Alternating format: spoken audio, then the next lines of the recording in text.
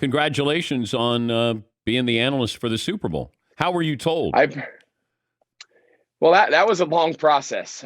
There was a lot that went in ever since Joe and Troy left. There was a lot of speculation and rumor, and we were having dialogue with them at times throughout the entire process. But of course, they were working through their own stuff internally, and then of course it came out that Tom was going to take the job whenever he ended up retiring. So we weren't really sure what that meant for me and where we think, but they immediately reached out, and we've been having good dialogue. The deal is not done, nothing signed, sealed, and delivered, but we're optimistic that we're going to be able to, at least for this year, call the A team, call Super Bowl, call playoff games, work with Kevin Burkhardt, who was my partner last year. He's been a friend of mine for a long time. Even if I get 1 year at it, I'm going to try to kill it. I'm going to try to make it a fun season. People tune in, really enjoy our broadcast, and hopefully Tom plays for a few more years. What advice would you give Tom Brady, being an analyst? I don't know. I don't know how much I could tell Tom. I think obviously I'm sure he's going to do just fine. But I'll say this: the biggest thing that I learned is, for so long we all see the game a certain way. When we sit in meetings and you're accustomed to talking to coaches and players that speak your language, understand what you mean. There's a very fine balance calling the games between. You don't want to dumb it down and take away from the complex nature that makes football so special and so interesting and why people tune in the millions to watch it.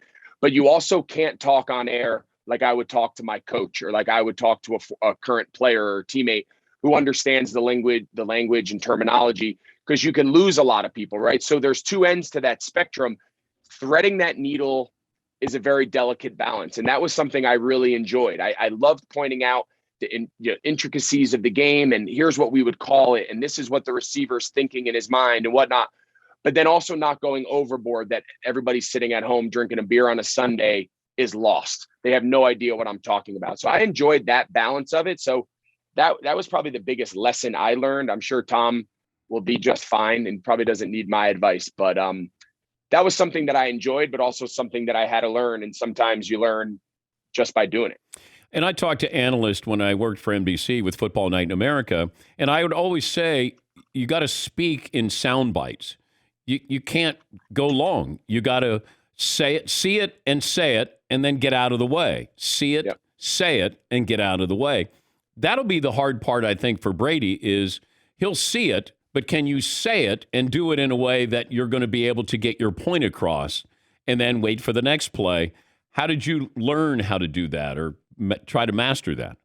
No, it's a great point. I mean, fortunately, I had a chance to call a few games at the end of my career. One of them was with Kevin, in the 3-man booth with him and Charles Davis back in 2017. And that was one of the first pieces of advice.